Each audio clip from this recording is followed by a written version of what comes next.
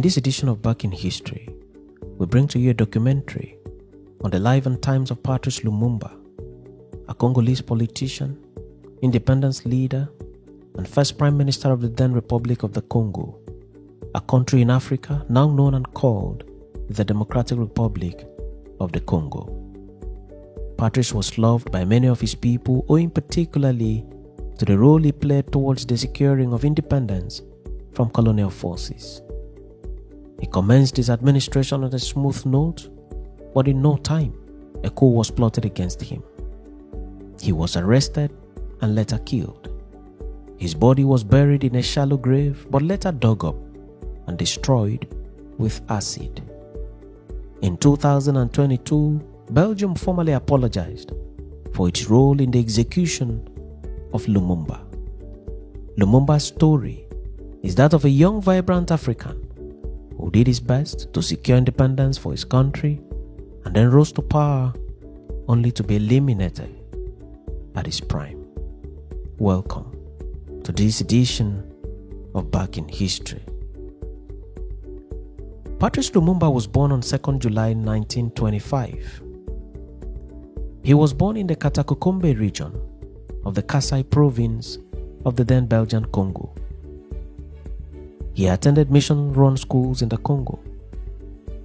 Lumumba was seen by many as an intelligent person.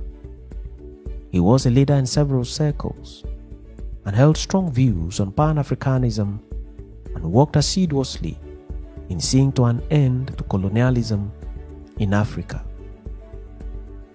In no time, Lumumba had a large following due to his personal charisma, excellent oratory, and ideological sophistication. He took special interest in the Enlightenment ideas of revolutionists like Jean-Jacques Rousseau and Victor Hugo. He wrote extensively, and most of his works had anti-imperialist themes. He continuously worked for national goals and independence from colonial forces.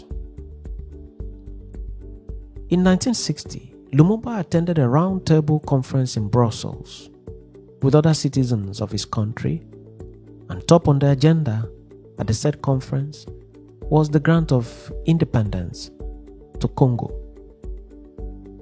The discussions were successful and Congo was granted independence by Belgium, and on 30th June 1960, the independence of the Congo was formally celebrated and was well attended by Congolese independence advocates, the people of Congo in general, King Baudouin of Belgium, and a large segment of the foreign press.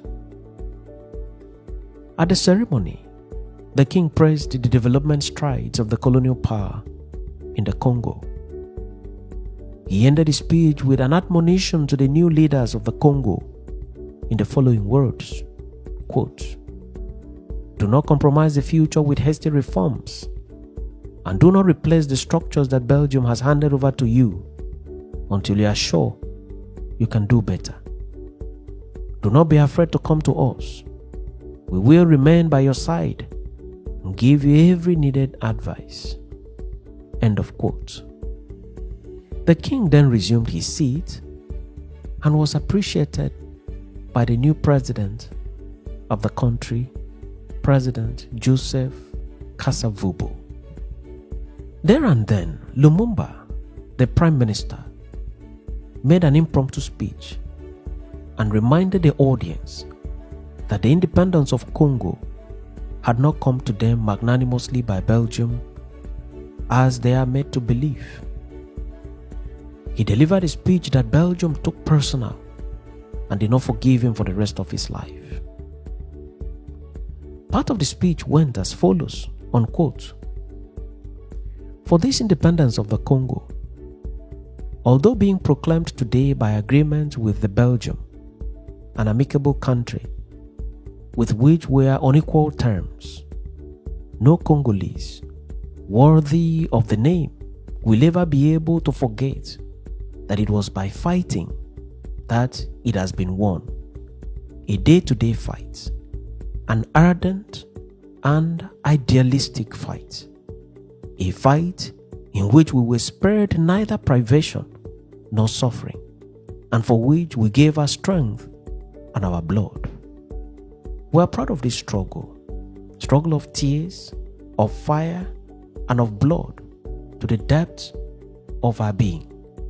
For it was a noble and just struggle, and indispensable to put an end to the humiliating slavery which was imposed upon us by force. End of quote. This speech did not go down well with the King of Belgium, who was right there in the Independence Hall with his entourage and a flurry of press men and women. The journalists in attendance were shocked at such audacity from Patrice Lumumba. Lumumba was roundly criticized by the media, and the Time magazine, for instance, described his speech as, quote, venomous attack. Analysts are of the view that this speech was the beginning of the journey of hate that would eventually consume the life of Patrice Lumumba. The Independence Day celebration was over, and although 3 days of public holidays was declared, Patrice Lumumba went straight to work as the first Prime Minister of the new country. His office was full of activities, day in, day out. Lumumba was more of a workaholic who placed the interest of Congo at the forefront of activities as Prime Minister. Patrice was indeed a Pan-Africanist and lover of his home country, Congo, and of Africa. Not quite long after the grant of independence to Congo, the country began to face some internal crises, especially with the rank and file in its military, most of whom had thought that the grant of independence would bring promotion in ranks and material wealth to them. The country began to experience mutinies in military barracks and a couple of other places within the country. The country seemed overrun by gangs of disgruntled soldiers. In his book titled Chief of Station Congo, published in 2007, Larry Delflin notes that the mutiny by soldiers became serious, and several Europeans who lived in the Congo began to flee the country, unquote. In response to this increasingly dangerous situation, Prime Minister Lumumba went on national radio and announced as follows, quote, thoroughgoing reforms are planned in all sectors of the nation by my government. My government will make every possible effort to see that our country has a different phase in a few months, in a few weeks. End of quote. Despite these assurances, the mutinies continued. But following the personal intervention of Lumumba and President Joseph Kasavubu, the mutinies were suspended. Not long after this, the mutiny by soldiers continued and spread further. Several persons were ambushed and killed, including European army officers who were still in the country as military advisors. Belgium had to intervene by sending as much as 6,000 troops to protect its nationals. In that process, there were clashes which led to the murder of Congolese citizens. The Belgian intervention thus aggravated the situation and made it even worse. A United Nations resolution, Resolution number 143, was passed in New York calling for the immediate removal of Belgian forces from Congo. The UN then sent troops to the Congo to put an end to the unrest. Despite this intervention, the unrest did not end. Lumumba was unhappy with the Belgium, and on July 14, 1960, he broke diplomatic ties and relations with them. He insisted that the Belgian forces should vacate the Congo. In response, the Belgian government described Lumumba as, quote, communist, anti-white, and anti-Western. End of quote. At this time, the mineral-rich Katanga region of the Congo had been taken over by dissident forces with the support of the Belgian forces. It was run like an independent country, and this was an issue of serious concern to Patrice Lumumba and his government. Lumumba then traveled to the United States of America to meet with the UN and also traveled to Canada to seek for support. He also met with the US officials in Washington.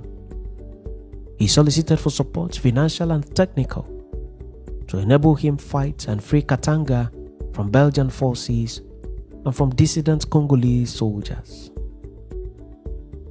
Katanga is part of Congo with rich mineral deposits, and Lumumbashi, the mining capital of the Congo, is in the Katanga province. Lumumba desperately needed the liberation of Katanga from imperial forces and therefore traveled to many countries in the West for assistance. But to his surprise, he did not receive the needed cooperation of the West. He was rather assured that whatever assistance that would be offered through the United Nations. Deeply frustrated, Lumumba reached out to the Soviet Union and met with its ambassador and discussed the donation of military equipment. This approach did not go down well with the United States of America and other countries in the West. Lumumba then traveled back to Africa and visited several countries in need of support. He went to Ghana, Liberia, Tunisia, Morocco, Guinea, and Togo. Some of these African countries pledged to give him support, while others pledged to send their support through the United Nations to resolve the Katanga crisis. Lumumba then returned to the Congo. On August 9, 1960, Lumumba declared a state of emergency throughout the whole of the Congo. He subsequently issued several orders in his bid to return normalcy to the country. Yet, the situation did not abate. Lumumba thus became a prime minister with so much to contend with, and with no clear direction on how best to navigate the situation. At this point, Lumumba was only 10 weeks in office. Lumumba threatened to seek help from the Soviet Union if the situation did not abate. The situation did not abate, and there was palpable fear that a coup might be staged in the country. On September 5, 1960, the president, Joseph Kasavubu, went to national radio and announced the dismissal of Lumumba and 6 of his ministers from the government.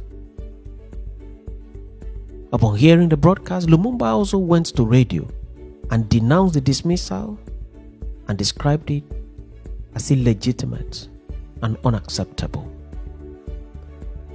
Lumumba then went to Parliament and tabled the issue before them. In the end, he secured a vote of confidence to continue in office. His differences with the president, Kasavubu, were also settled. While the dust was yet to really settle in the country, a coup took place in the Congo. On September 14, Colonel Mobutu Sese Seko announced over the radio that he was launching, quote, a peaceful revolution to end the political impasse in the country. He stated that from henceforth the military and Congolese graduates would govern the country while the politicians sort out their differences. The situation did not improve. Lumumba still held out himself as the man in power and remained in his official residence, he did not vacate the official residence. He also made efforts to have a conversation with Mobutu, who was his friend of many years, all to no avail. In November of the said year, Lumumba was arrested by forces loyal to Mobutu. The Soviet Union accused the First World as sponsoring the arrest of Lumumba and called for his immediate release and his immediate restoration as Prime Minister of Congo. This intervention by the Soviet Union did not help the situation. On December 3, 1960, Lumumba was sent to the Theisville military barracks, Camp Hardy, where he was detained and poorly fed on Mobutu's orders. On 17 January 1961, Lumumba was flown to Elizabethville, where he was brutally beaten and tortured by Katanga officers. He was beaten together with two of his associates who were arrested with him. Later that night, Lumumba was driven to an isolated spot together with his associates. They were lined up against a tree and shot one at a time. Their bodies were immediately buried in a shallow grave. The following morning, the then Commissioner of Police, afraid of the creation of a burial site and a place of pilgrimage for lovers of Lumumba, ordered that the bodies be exhumed and dismembered. The dismembered bodies were soaked in sulfuric acid and dissolved beyond recognition. The news of Lumumba's death was greeted with protest on several streets in many European countries.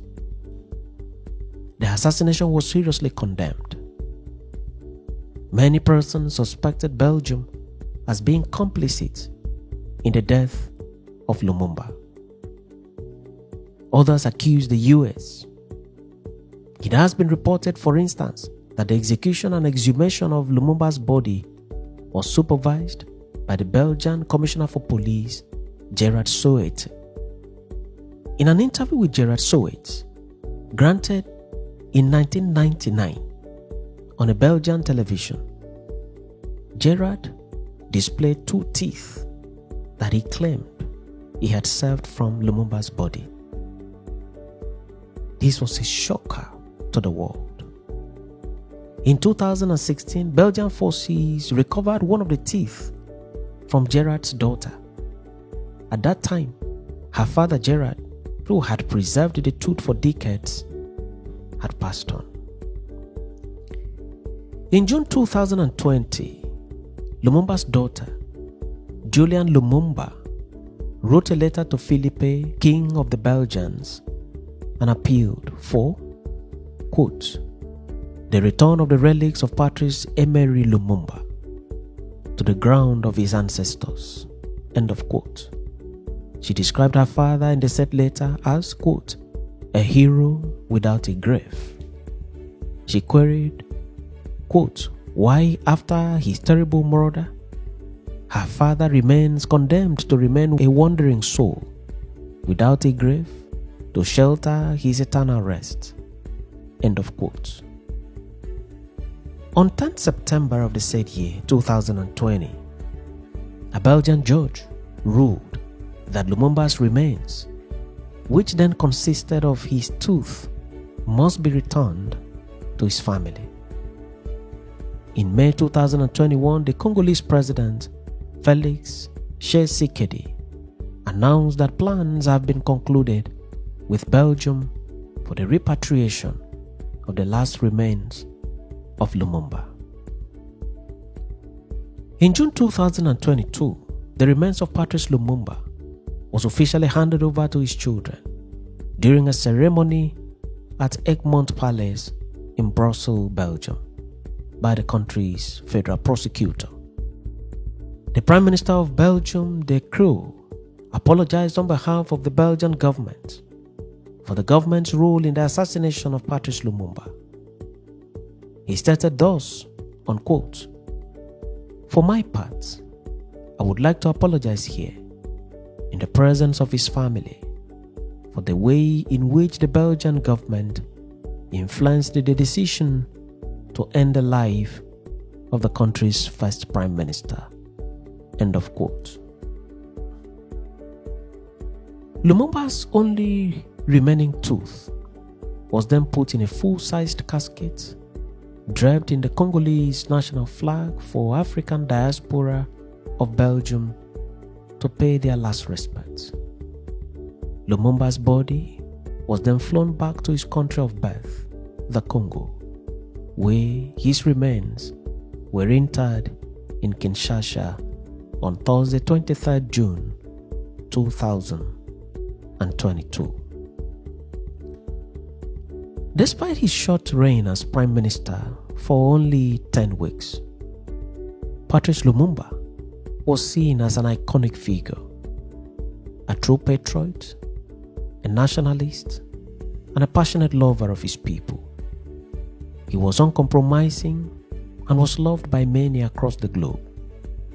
His downfall was viewed as highly detrimental to the wave of African nationalist movement at the time. Lumumba was indeed caught in the midst of centrifugal forces at home and abroad, all of whom worked together to bring his rule to an end and to finally bring his life to an end. In 1972, Thomas Kanza, a friend and colleague of Lumumba, wrote the following about him, unquote: "Despite his brief political career and tragic death, Lumumba entered history through the front door. He became both a flag and a symbol. He lived as a free man and as an independent thinker. He represented for the Congo what Castro meant for Cuba, what Nasser meant for Egypt, Nkrumah for Ghana, Mao Zedong for China, and Lenin for Russia." End of quote. The memory of Prime Minister Patrice Lumumba shall remain in the hearts of many in Congo and across the world for many more years to come. Many thanks for watching this edition of Back in History, and do remember to subscribe to the channel and follow the page for regular notifications.